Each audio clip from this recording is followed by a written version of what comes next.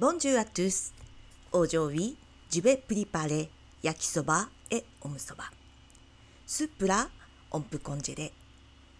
Je vais expliquer les points de surveiller la congélation et congélation.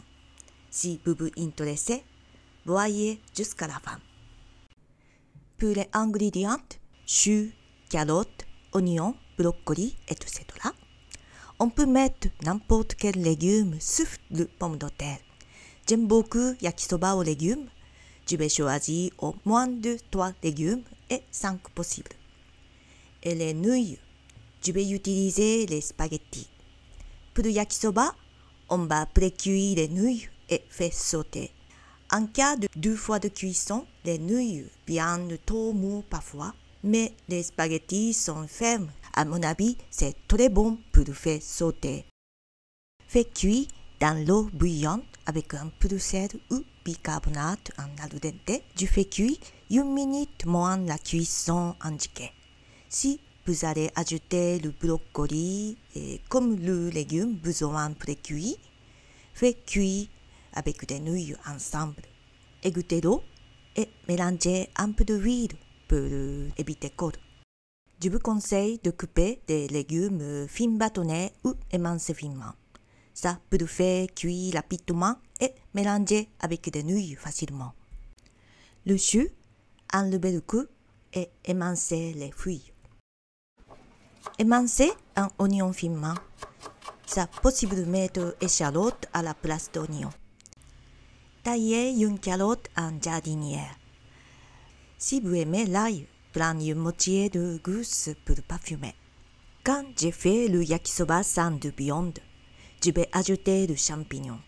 Shiitake, enoki, shimeji, tout est bon pour le yakisoba. Dernière préparation, c'est la sauce. Je fais la sauce à base de ketchup, de la sauce soja et de sauce Worcestershire, sauce anglaise. Il y a du sel contenant dans l'assaisonnement, donc je n'ajoutais pas du sel mais du poivre. Le secret de ma sauce, c'est épices de curry. Il donne bon accent de goût et bon parfumé. J'ai noté les ingrédients pour votre première sauce.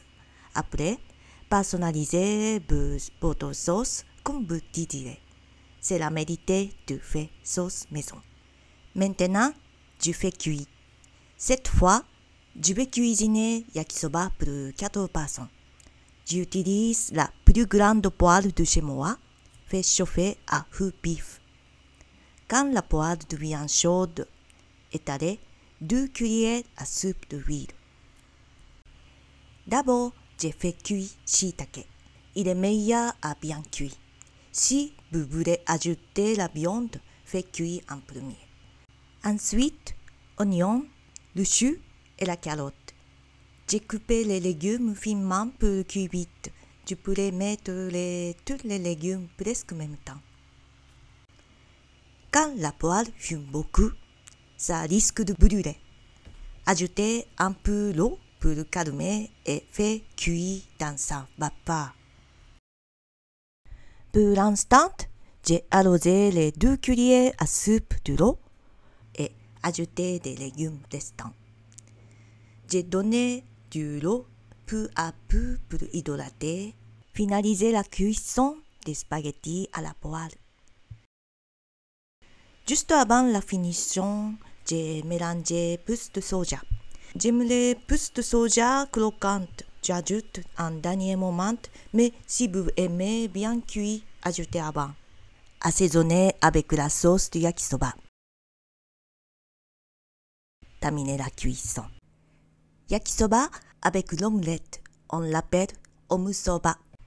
On fait une omelette finement, comme une crêpe, et le couvre yakisoba. Petite astuce, on va ajouter 1 cuillère à café de sucre par un œuf, mélangé avec la mayonnaise et de l'eau. Ça donne une omelette moelleuse et délicieuse. N'hésitez pas à prendre ketchup et beaucoup de mayonnaise. Si vous avez aonori, c'est parfait. Quand on va faire la congélation, On doit faire attention de maintenir l'hygiène, la sécurité et le goût. On va utiliser une boîte pour la congélation. Conserver l'aliment frais. Attends que la nourriture soit complètement refroidie et mettre au congélateur pendant 24 heures. Ça s'est passé 24 heures. Il est bien congelé. Meilleure manière de décongélation, c'est au four micro-ondes. Fais chauffer environ 5 minutes par micro-ondes de 750 watts. Mélangez les nouilles homogènes.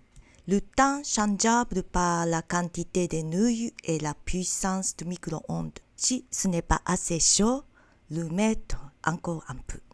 Merci beaucoup d'avoir vu. À bientôt.